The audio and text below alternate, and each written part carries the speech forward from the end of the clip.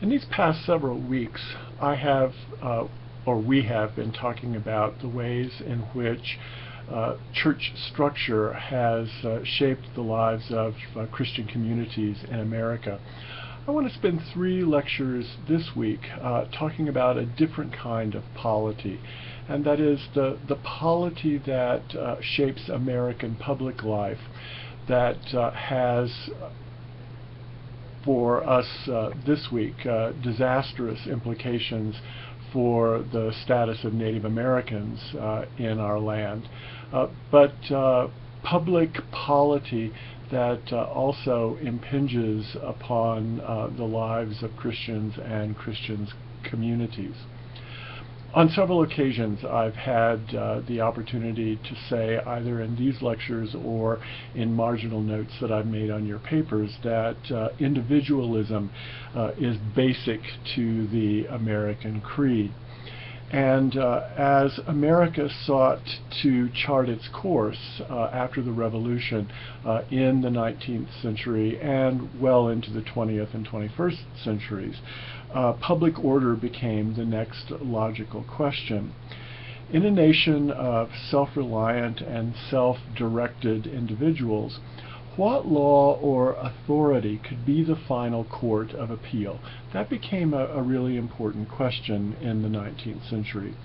Could equal individuals in a nation who were no longer submissive to a king simply and easily submit to a president or to a written law?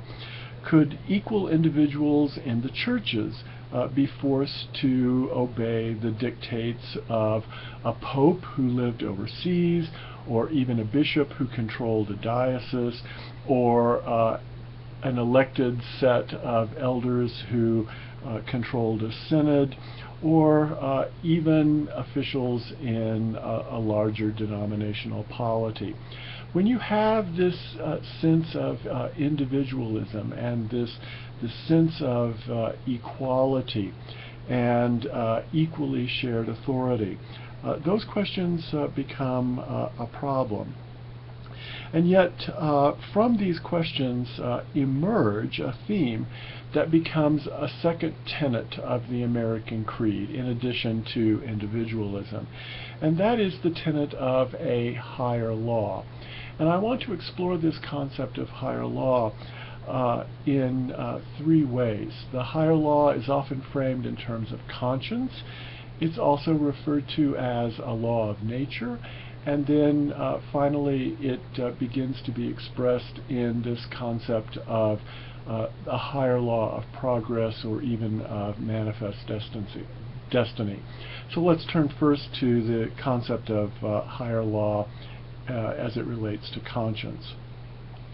With respect to, or for the written law, was a continuing aspect of American life in both church and states. Americans believed that the authority of any written law rested on its agreement with a higher unwritten law. If written and unwritten law were in conformity, then the written law could be respected and obeyed. But if there was a discrepancy, if the written law violated this higher law, then free individuals owed allegiance to that higher order.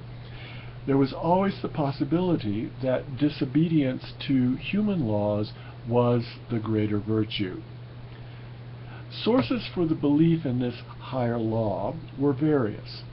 It's part and parcel of the heritage of the Reformation, particularly the Radical Reformation. And early Americans placed a great deal of significance on individual conscience.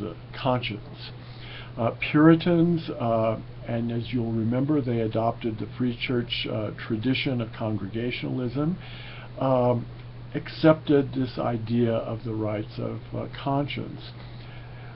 According to the Free Church rationale, Christians could ask, how were churches genuinely free if people were forced to join them? And how could people freely join or refuse to do so unless they listened to the voice of their consciences?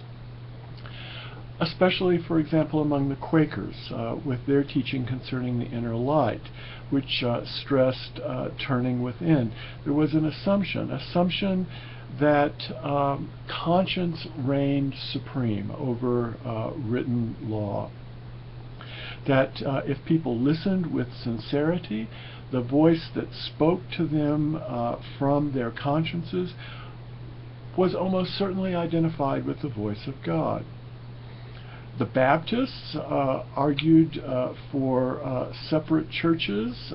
They protested the Protestant establishment, and for them, conscience became the bar of justice. Moreover, the entire pattern of religious dissent in early America that continues into the 19th century presupposes this understanding of conscience serving as a higher law. The individual was free to express that devotion to that higher law by freely joining into religious bodies that were often dissenting bodies, that often made decisions on their own and went their own sort of way. But that kind of behavior, even in religious institutions, was grounded in this notion of a higher law that's linked to conscience. But conscience is not the only part of this higher law to which Americans subscribed. There was also the sense of a higher law of nature, and that's what I want to take up in the second part of these comments this week.